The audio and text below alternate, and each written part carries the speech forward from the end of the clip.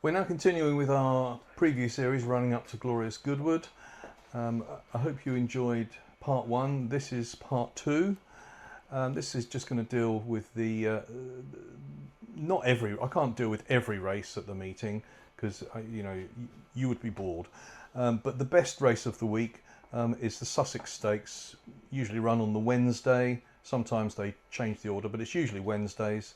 That's by far the most prestigious group race of the week, and the most prestigious handicap is the Stewards Cup on the Saturday, which has usually got about 30 or so runners in it, so it's spread right across the track, and it's a great sight. Thank you. And we've been to Goodwood, and I've noticed there's a lot of bookies dotted around the track. No matter which enclosure you're in, there are bookies there. And when you're sitting down by the rails, they're pretty close to you. It's not very far to go to find a bookie. How do you decide from all these bookies that are there which one you're going to place a bet with? Yeah, there are umpteen bookmakers there. If you're just backing horses race by race, i.e. singles, so to win or each way, the best approach really is to, as soon as you can before the next race, is to walk up and down the bookmakers, decide which horse you're going to back, obviously, but decide which price is the one that you want.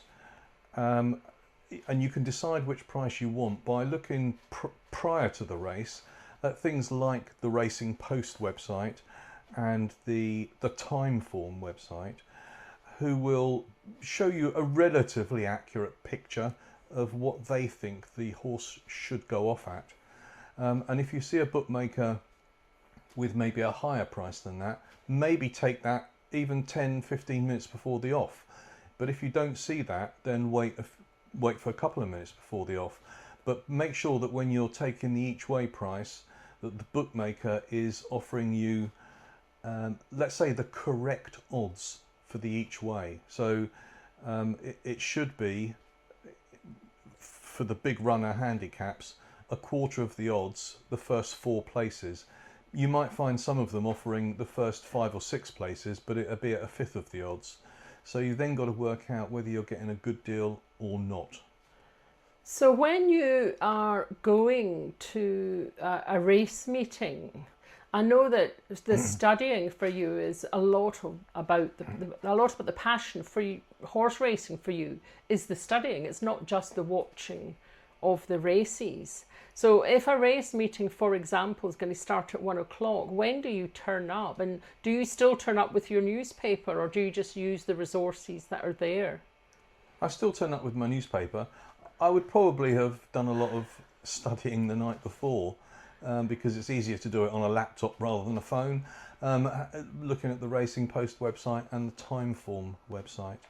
But I would also look at the Racing Post, particularly if I'm going to the races. I'd probably buy one of those as well, and choose the horses accordingly.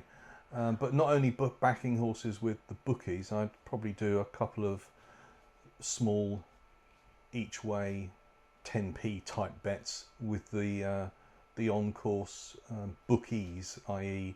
whoever it is, William Hill or Ladbrokes. I don't know which one it is at the moment. Okay, great. So I think we've pretty much covered that for the races. There are obviously races every single day, but you've just highlighted the sort of ones that are the highlight of the week. And